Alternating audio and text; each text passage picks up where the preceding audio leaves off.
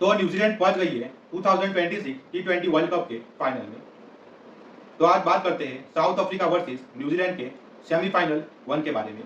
तो मेरा नाम उमंग चावड़ा एंड वेलकम है आपका क्रिकेट डी कोड विद उमंग पर। तो ये मैच होता है साउथ अफ्रीका वर्सेस न्यूजीलैंड के बीच में ईडन गार्डन पे, और ईडन गार्डन पे बैल बजाते हैं Shaun Pollock and New Zealand toss जीतती है, साउथ अफ्रीका को बैटिंग के लिए बोलती है एंड न्यूजीलैंड बॉलिंग चूज करती है।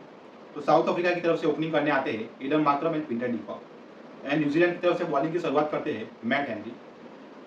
तो मैट हेनरी का प्लान एकदम सिंपल था कि हम बॉल स्टंप में रखेंगे, ना मार्करम को ना डिकॉक को एक बिल्कुल भी रूम नहीं देंगे। और तभी पहले ही ओवर में क्विंटन डिकॉक मैट हेनरी को एक पिकअप शॉट के थ्रू सिक्स मारते हैं डीप स्क्वायर लेग पे। लेकिन दूसरे ही ओवर में मिचेल सैटनर एक बहुत अच्छा मूव खेलते हैं, वो बॉलिंग देते हैं पॉल मैकॉन्ची को, एक ऑफ स्पिनर। और क्विंटन डिकॉक इस पूरे टूर्नामेंट में ऑफ स्पिनर के अगेंस्ट स्ट्रगल किए थे, वो हमने देखा था एंड होता भी ऐसा ही है।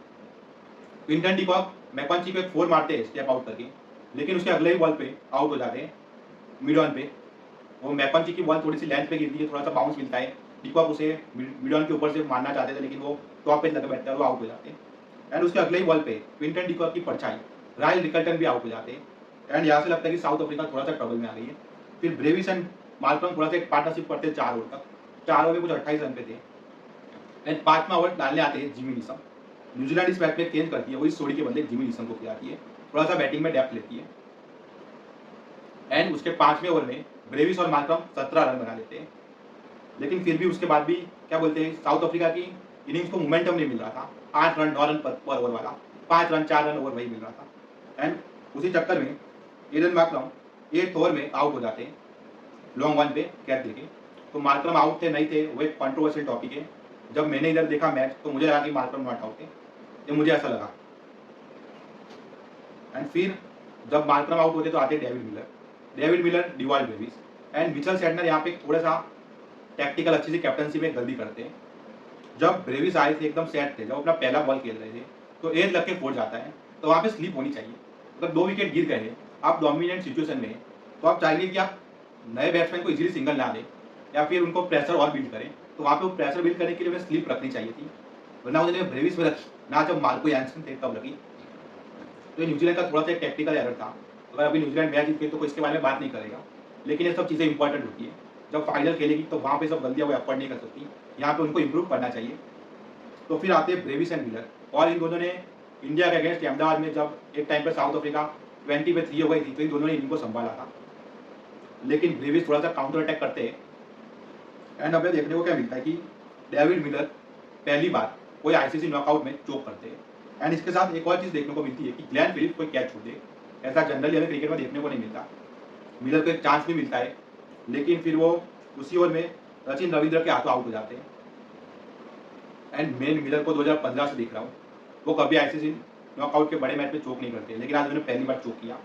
एंड डेविड मिलर का शायद आखिरी T20 वर्ल्ड कप था, अब शायद से वो एक 2027 का ओडीआई वर्ल्ड कप फाइनल शायद से उनका आखिरी हो, उसके बाद वो खेल नहीं सकते मेरे हिसाब से। तो अगर मिलर बिना ट्रॉफी के जाते हैं ना, तो मिलर के लिए नहीं, क्रिकेट की हार होगी, उसमें मैं अलग से वीडियो बनाऊंगा।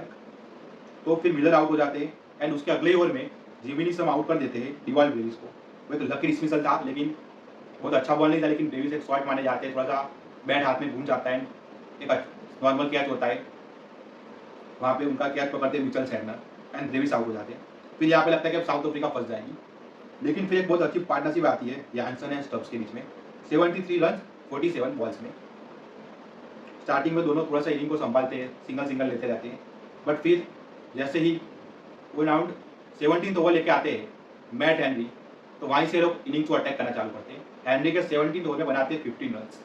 फिर 18th ओवर लेके आते हैं जिमी नीसम, वहाँ पर भी बना देते हैं दोनों मिलकर 22 रन, और ऐसा लगा था कि साउथ अफ्रीका को अराउंड 180 तक भी पहुँचा देंगे। लेकिन फर्ग्यूसन अपने 19th ओवर में स्टब्स को बोल्ड कर देते हैं, कुछ 10 रन का फासला बना जाता है, मतलब जो साउथ अफ्रीका ने टोटल बना उसमें से कुछ 10-15 रन कम हो गए। एंड रबाडा एक गलती करते हैं, जब वो लास्ट ओवर में आए थे तो 3 बॉल बची थी, लास्ट ओवर हेनरी बहुत अच्छा डालते हैं, तो जब रबाडा आए थे तो 3 बॉल बची थी, यानसन सेट खेल रहे सामने, तो रबाडा का रोल होना चाहिए कि यानसन को स्ट्राइक दे, पर रबाडा खुद हिट करने जाते हैं, बाउंड्री पे कैच हो जाते हैं। तो ये थोड़ा सा अच्छी क्रिकेट नहीं खेली साउथ अफ्रीका ने। एंड हेनरी लास्ट ओवर बहुत अच्छा डालते हैं, साउथ अफ्रीका 20 ओवर में 169 रन बना देती है। जब साउथ अफ्रीका ने 169 रन बनाए ना, तो ऐसा लगा कि ये थोड़ा सा क्लोज मैच होगा, थोड़ा सा साउथ अफ्रीका फाइट देगी। और जब न्यूजीलैंड बैटिंग करने आती है तो उनकी तरफ से ओपनिंग करने आते हैं team Seifert and Finn Allen. Starting के दौर में दोनों लकी होते हैं, दोनों को एजेस लगते हैं, बट वो कैच आउट नहीं होते। अगर कैचेस गिर भी रहे थे तो फील्डर के एकदम आगे गिर रहे थे, तो दोनों थोड़ा सा लकी होते हैं। लेकिन तीसरे ओवर से वो चालू कर देते काउंटर अटैक, एंड जब वो काउंटर अटैक करते हैं ना, तो मैच वन साइडेड बन गया था। अराउंड 6 ओवर में 84 रन बना दिए। पावर प्ले में मैच न्यूजीलैंड की तरफ कर दिया,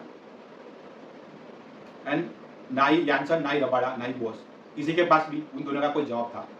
यहाँ पे मार्करम थोड़ा सा कैप्टनसी अच्छी नहीं करते। मेरे हिसाब से उनको एंगिडी को 2 ओवर देना चाहिए थे पावर प्ले में, क्योंकि एलन एंड साइफर दोनों को स्पेस पसंद है। तो अगर एंगिडी की स्लोअर वंस वहाँ पे यूजफुल हो सकती थी। या फिर ऐसा हो सकता था कि मार्करम महाराज से बॉलिंग करते स्टार्टिंग में, कि दोनों रेडी नहीं थे, दोनों नए थे, तो स्पिन खेलने में थोड़ी सी प्रॉब्लम हो सकती थी। लेकिन 6 ओवर डालते कर्बिट वॉस से, एंड वहाँ पे मैच मोमेंटम पूरा साउथ अफ्रीका की तरफ आ जाता है। उस ओवर में कुछ 22 रन आ जाते हैं, एंड फिर साउथ अफ्रीका 6 ओवर में 84 बना देती है, जबकि साउथ अफ्रीका ने बनाए थे सिर्फ 48 रन। एंड उसके बाद तो मैच वन साइडेड बनता ही जाता है। एलन एंड साइफर्ट बाउंड्रीज लगाते रहते थे, चाहे फिर वो सामने हो, स्कूप हो या फिर पुल हो। साउथ अफ्रीकन बॉलर एकदम क्लूलेस दिखे। साउथ अफ्रीका बहुत अच्छा कर रही थी पूरे टूर्नामेंट में, सबसे बेस्ट टीम थी मेरे हिसाब से। लेकिन आज अगेन सेमीफाइनल में वो अगेन चोक कर गई। स्टार्टिंग में थोड़ा सा उन्हें लक नहीं मिला, मैं मानता हूँ, पार लेके 2-3 ओवर में, लेकिन उसके बाद तो वो एकदम चोक ही कर गई।